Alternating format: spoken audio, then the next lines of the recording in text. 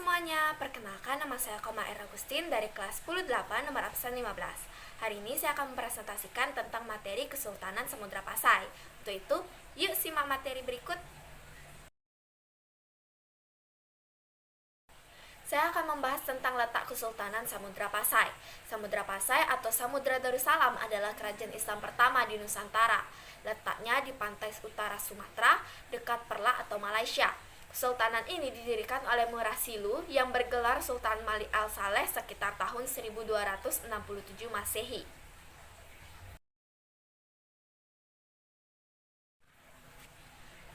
Sumber sejarah Kesultanan Samudra Pasai. Ada berita Marco Polo pada tahun 1292, yang dimana saat singgah di Sumatera, ia mendapati penduduk setempat sekitar Perlak beragama Islam. Nah, selanjutnya ada hikayat Raja-Raja Pasai, yang dimana kerajaan Islam merupakan kesultanan pertama di Nusantara. Nah, hikayat ini juga mencakup masa dari berdirinya Samudra Pasai sampai ditaklukkan oleh Majapahit. Dan berita Ibnu Battuta. Ia menuturkan masyarakat pedagang di kerajaan ini sebagian besar beragama Islam.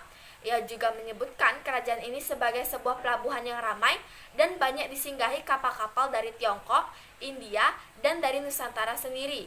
Ia juga menyebut Samudra Pasai sebagai pusat studi Islam di Asia Tenggara. Berikut adalah kehidupan politik dari Samudra Pasai. Pada saat kekuasaan Sultan Malik Al-Saleh, sistem pemerintahan, kerajaan dan angkatan perang laut serta darat sudah terstruktur rapi. Kesultanan makmur, terutama setelah pelabuhan Pasai dibuka.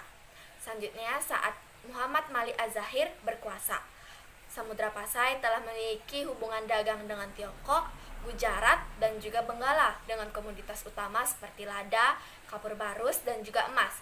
Nah, mata uang emas ini yang disebut dengan dirham.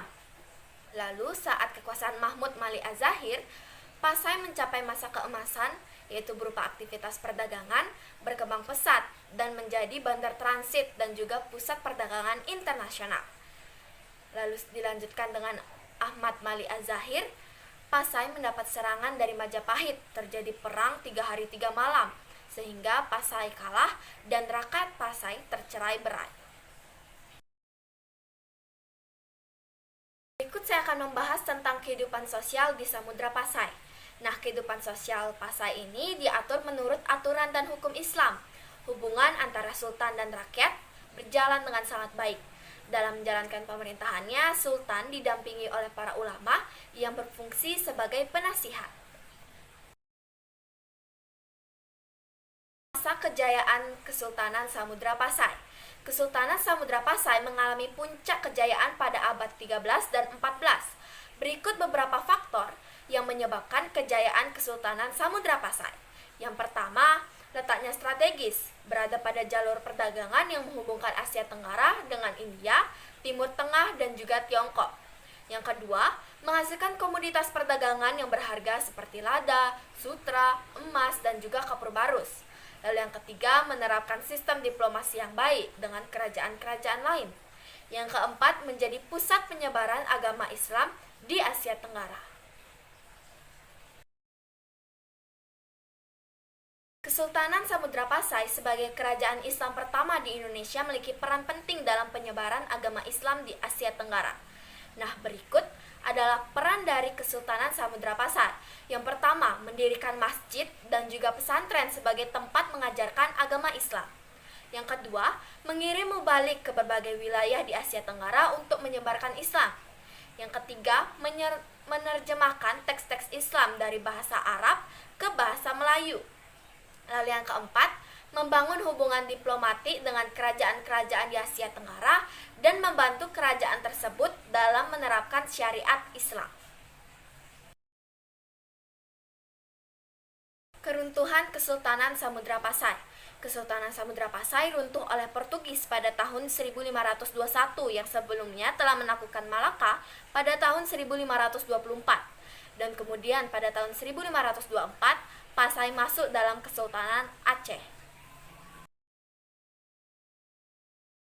Berikut adalah jalur rempah Kesultanan Samudra Pasai. Perdagangan rempah yang menghubungkan Asia Tenggara dengan Timur Tengah, India, dan juga Eropa Kesultanan Samudra Pasai memainkan peran penting dalam perdagangan rempah-rempah di Nusantara. Jalur perdagangan rempah yang melewati Samudra Pasai antara lain yaitu jalur barat, yang dimana dari Maluku ke Samudra Pasai, lalu ke India, Timur Tengah, dan juga Eropa. Jalur timur dari Maluku ke Samudra Pasai, kemudian ke Jawa, Kalimantan, dan Tiongkok.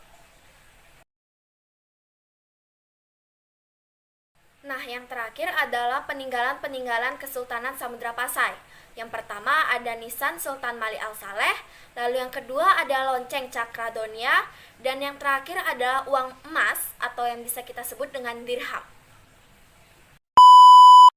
Sekian atas presentasi yang telah saya bawakan. Semoga materi yang telah saya paparkan akan menjadi manfaat yang baik bagi kalian semua. Maaf apabila ada kesalahan yang disengaja maupun tidak disengaja. Saya tutup dengan Paramasanti. Om Santi Santi Santi Om.